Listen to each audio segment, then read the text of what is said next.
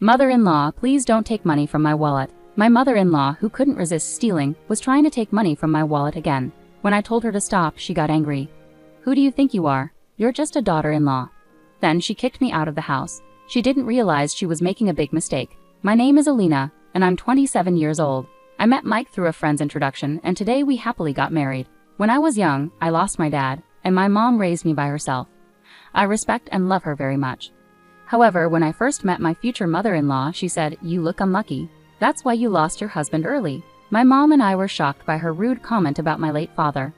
Both my father-in-law and Mike scolded her, but she defended herself, saying she was just being honest. My mom was worried about my marriage, but since my father-in-law and Mike were supportive, she eventually agreed to it. During the wedding, I was worried about what my mother-in-law might do. Thankfully, everything went smoothly. Just when I was starting to relax, there was a knock on the door of the dressing room. "Alina, it's your mom and Robert. Can we come in?" "Yes, please come in." It was my mom and her boyfriend Robert. They both shared their heartfelt congratulations and sat down. "That was a wonderful ceremony. Congratulations, Alina. You looked absolutely stunning." Robert was so moved that he cried the whole time. Well, seeing Robert's tear-streaked face, both my mom and I burst into laughter. In that cheerful atmosphere, Mike knocked and entered. "Alina, great job today." "Mom, Robert, thank you for being here." "Good job, Mike. Where are your parents?" "My mom got tired and wanted to leave early, so I let her go." "I'm sorry." "It's fine. More importantly, keep your promise to me, okay?" "Of course." The agreement between my mom and Mike was that if my mother-in-law did anything to me while we were living together, Mike would always support and defend me. Because of my mother-in-law's insistence, I had to live with her after getting married. Initially, the plan was for Mike and me to live together, just the two of us. But my mother-in-law threw a fit, saying we couldn't get married unless we lived with her. Seeing my distress, my mom made this promise with Mike.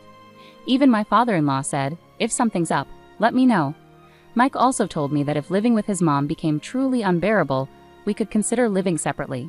"Alina, if my mother does something, tell me right away, okay? Even if it seems small." "All right, I understand. Thanks. And I'm still working, so I'm not home that much. I think it'll be okay." "You're being naive, Alina. Well, this is something you'll only understand once you experience it. Take care of my daughter, Mike." "Yes, ma'am." I soon learned that my mom was right. After returning from our honeymoon and living in Mike's family home, I immediately saw my mother-in-law's true colors. "This food looks terrible. Redo it." Without even tasting the meal I had just prepared, my mother-in-law dumped it straight into the trash. Seeing this, both my father-in-law and Mike immediately scolded her, but she retorted, "I can't let you two eat such terrible-looking food." "I threw it out for your sake and yet? Never mind." Then she stormed off to her room. Apologizing, Mike and his dad decided to take us out for dinner. When my mother-in-law heard this, she threw a tantrum about not being invited, but Mike and his father just ignored her. This made her even angrier, and she started harassing me more. Mike's family runs a small workshop, and Mike is busy preparing to take over. He studies hard, attends meetings with his father, and networks a lot. I have my job during the weekdays and am hardly home, but the weekends were a nightmare. My mother-in-law mostly stays home, does no housework, and either lounges around watching TV or goes out. Mike tries to help out when he can, and after the food incident, my father-in-law told me I can manage on my own. Just prepare food for Mike. When my mother-in-law found out about this, she said, "As a daughter-in-law, it's only natural that you should prepare food for the whole family." But my father-in-law dismissed her. Adding to the mix, my mother-in-law has very old-fashioned views. "Alina, when are you going to quit your job? When are you having kids? A woman can achieve anything with ability and charm, Don't you understand? Oh, maybe you lack those, so you're still working." From her comments, it's clear my mother-in-law doesn't work and is a housewife. But according to Mike, she struggles with household chores. She's technically listed as an employee at my father-in-law's company, but she doesn't actively work. Instead, she receives a salary as pocket money from my father-in-law. However, whenever she likes something, she buys it right away, so my father-in-law handles the finances. Mike never lends her money, so when she's short on cash, she asks me, "Alina, can you lend me some money?" I'm sorry, but Mike told me not to lend you any money. After enduring her mistreatment, I couldn't understand why she expected me to lend her money willingly. Even after I refused, she persisted. "I'll make sure Mike and your dad don't find out, okay?" "I can't, sorry." "Please, Alina." "I'm sorry." My mother-in-law tried to smile and pleaded with me, but when I continued to refuse, she erupted in her usual temper tantrum. "Why are you being so difficult? You're really stingy for not helping me, even though I'm asking nicely. I can't believe it. That's why I treat you badly." Does she even realize she's the one being mean? It's surprising that someone as kind-hearted as Mike could have a mother with such a personality. Just when I was mentally trying to escape from her drama, she stormed off somewhere, clearly irritated. When Mike came home and I told him about his mother pestering me for money, both he and my father-in-law scolded her. Instead of feeling sorry, my MIL glared at me and accused, "You tattled." She then sneakily tried to rummage through my purse and take cash from my wallet. While I was out of the room, we made eye contact as I walked back in. "MIL, don't you dare take money from my wallet. I can't believe this." I warned her, but she snapped back at me. "Who do you think you are? You're just a daughter-in-law. It's like stealing from someone else's wallet. How dare you speak up to me? Unbelievable. If you're going to be like this, just leave this house."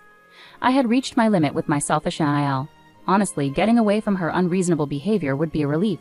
I told her, "Fine," and started packing my things. She watched me with a smug grin, seemingly satisfied. "Thanks for everything." It had only been 3 months since I moved in with my in-laws, but I vowed never to live with my NIL again and went back home in anger.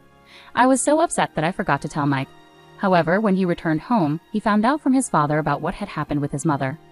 "Where's Alina? Hey, where did Alina go?"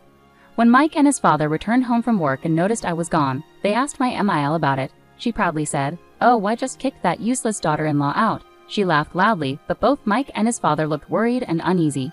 Seeing their serious reaction, she continued obliviously. "This is what I've been saying. I warned you not to marry a woman from a single-parent family. She's always disobedient and challenges me. All she had to do was agree with whatever I said. What have you done?" My father-in-law shouted, more agitated than I had ever seen him. My NIL looked shocked, clearly not expecting such a reaction. Father-in-law collapsed to his knees, looking devastated, muttering, "It's over, my life is over." "What's wrong?" My MIL seemed bewildered, struggling to grasp what was happening. "You've done something unthinkable. Why did you kick her out?" Father-in-law's voice trembled with emotion. "Elena is the stepdaughter of the CEO of the company we do business with." "What?" It finally dawned on my MIL what she had done. Her face went pale for a moment, but she quickly composed herself, insisting she hadn't done anything wrong. "Mike, call Alina right now." I did. "She's at Robert's place now. This is serious. Let's go immediately." I got a call on my cell from Mike, telling me that his father-in-law was possibly putting his mother-in-law into the car and heading our way. From the background noise, I could hear my MIL shouting frantically and my father-in-law yelling, "Robert, you came to the wedding with my mother as her new husband." Even though he's technically my stepfather, it turns out Robert is actually the boss of my father-in-law's business client. My mother had always said she wouldn't remarry until after I got married, so she hadn't met our families until the wedding and wasn't seated in the family section at the ceremony. So my mother-in-law doesn't know about this. My father-in-law only recently found out that Robert was my mother's new husband. Robert married my mother after I got married, but I've known Robert for nearly 20 years. After my father passed away, my mother raised me on her own. No matter how tough things got, she never complained and was always smiling, brightening up everyone around her. Robert, smitten by her, proposed to her, but she apparently told him she wouldn't marry anyone until after I was married. I don't want to burden Elena anymore, getting a new dad, changing her last name, moving. I can't make her go through all of that just because of adult circumstances. I'm so sorry. I'll wait. Huh? I'll wait until Alina grows up, becomes independent, and someday gets married and is happy. Then it'll be my turn to make you happy. Robert, can I stay and watch over Elena with you until then? By then, won't we be pretty old? It doesn't matter. If we're talking age, I'll be even older. Robert laughed heartily, my mother with tears in her eyes, thanking him. Robert respected my mother's wishes, always promising to wait. They never officially married until I did, but I knew they deeply loved each other, even after losing my father. Sometimes I felt like if my mother married Robert, she would be taken away from me. There were times I wasn't kind to Robert, but he always treated me lovingly, often taking us out or going on trips. He even tried to pay for my college tuition. My mother declined, saying it was a matter of principle, but that's the kind of relationship we had with Robert. Of course, my childhood home now belonged to Robert, so as my MIL suggested, we returned there. When we filled Robert in on everything that happened with my in-laws and about my MIL, he was furious. Knowing the business relationship with my father-in-law's company, he was boiling with anger when the doorbell rang. My mother checked the monitor and saw my father-in-law, mother-in-law, and Mike outside. She asked Robert if they could come in, and he agreed, unlocking the door to welcome them. As soon as they entered and saw the tense atmosphere, both my father-in-law and Mike knelt down. "We're deeply sorry. My wife was very rude to Alina. It seems she forced Elena to leave." My father-in-law apologized. "I'm sorry too. If Alina is uncomfortable, we can stop living together," Mike added. While they were apologizing, my MIL stood defiantly with her arms crossed. What are you talking about? Elena is the one at fault here, right? I did nothing wrong. Besides, who will do the housework now that Elena is gone? I was stunned, unable to close my open mouth.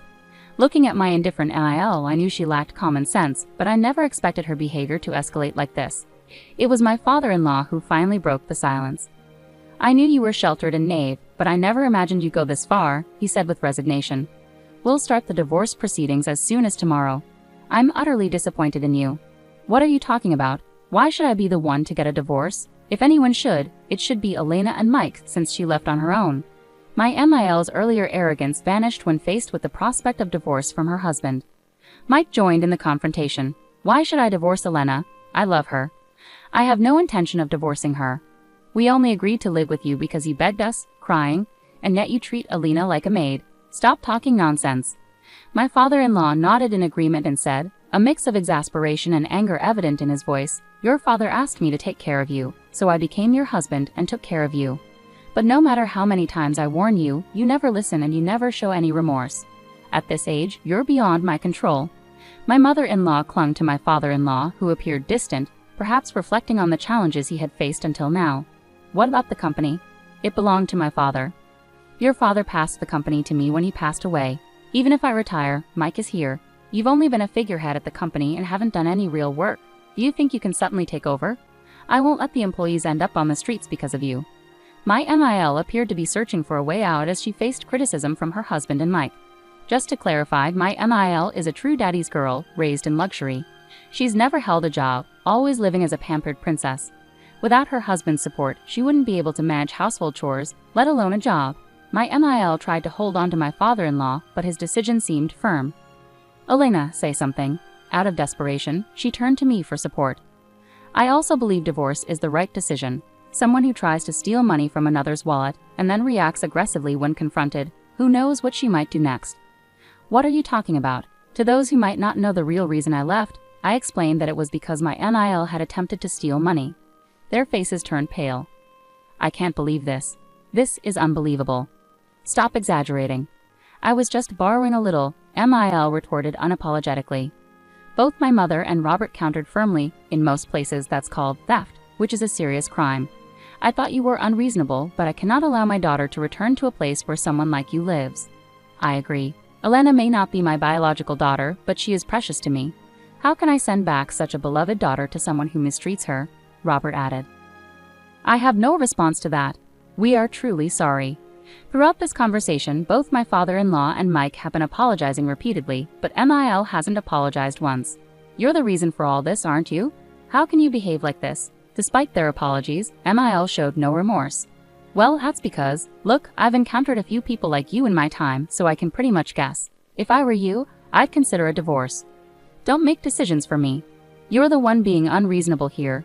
Enough is enough. I'm telling you I will go to court if necessary, but I'm divorcing you. That's final. No, please. My father-in-law had indeed prepared divorce papers with his part filled out. He was ready to take legal action if MIL resisted. Finally grasping the seriousness of the situation, MIL reluctantly signed the divorce papers and relinquished half of the assets. My father-in-law seemed strangely relieved.